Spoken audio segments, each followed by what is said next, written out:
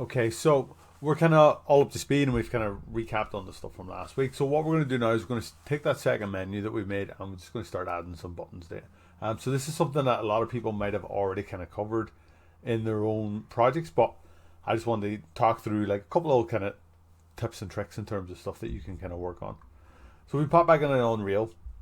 For this, just for convenience, I'm not going to work on the splash for this video, because every time we hit play on the splash, we have to sit through that kind of animation, and it kind of becomes a little bit tedious. So for this here, I'm just going to be working inside the main menu.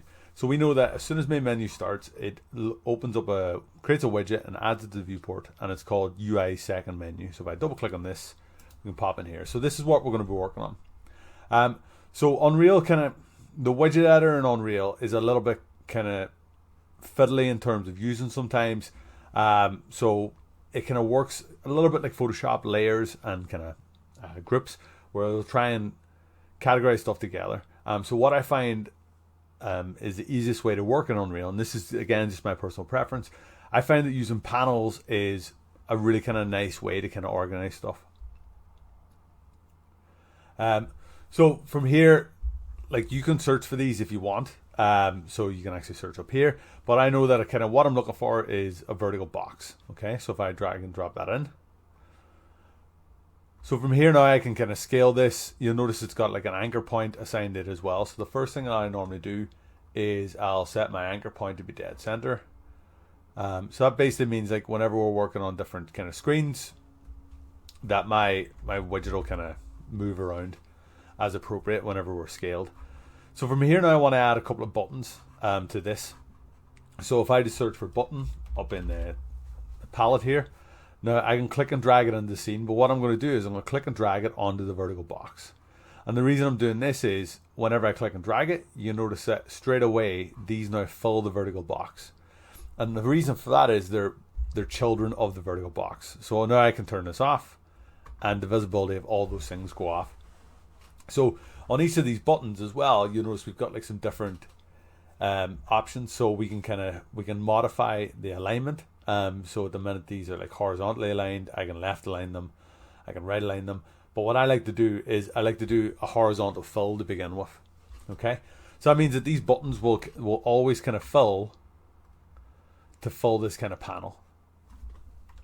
And this is where we can kind of like we can work on the spacing and stuff like a little bit better afterwards. But for now, this is kind of enough. Like, this is basically what we need to get started.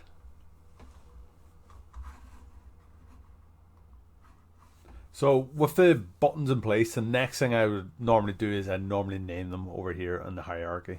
So remember, you can right click here, you can push F2 if you want, but we can name them. So we'll call this first one start. We'll call the second one how to, and then we'll call the third one quit.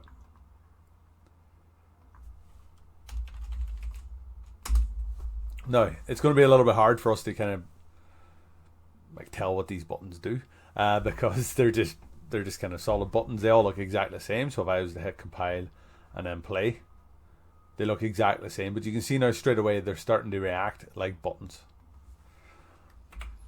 So what we want to do here is I'm just going to add some text. So if we were to grab the text tool, so I'm just going to grab regular text, but I'm going to make it a child of the buttons.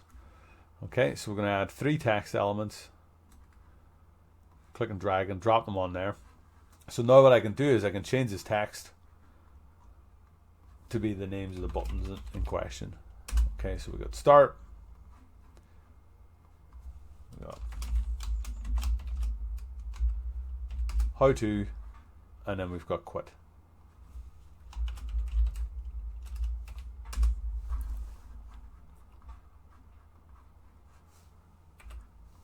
So this makes it a little bit easier for us to tell exactly what's going on.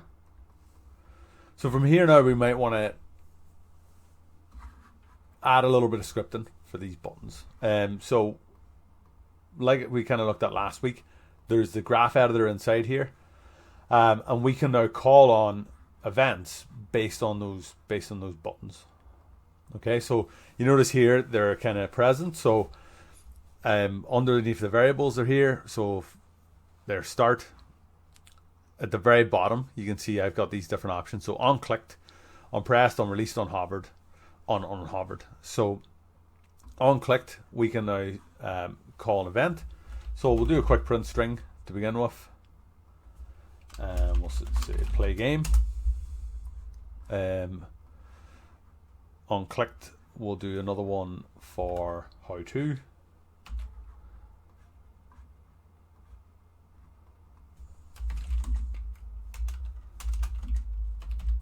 And then we'll do a final one then on quit. But for quit, what we'll do is we'll actually program in, we'll script in something now. So we'll do a little bit of quit game. Okay, so this just means now whenever we click on the top one, we'll get a print string, second one, print string, a final one, we'll quit the game. So you can see play games working, how to's working, quit games working. So quit games just remove the bit of this out of the game. Okay, so that's a real quick introduction into just how to get some buttons up and running. In the next video, what we're going to look at is the different states of these buttons, and I'm actually just going to bring in some graphics. I'm going to dress them up a little bit so they look a lot nicer, but we'll be delving into kind of some common issues in the next video. So what you'll notice on these are, at the minute, they've got like the default kind of Unreal loadout. So in the next video, we're going to make them a little bit better looking.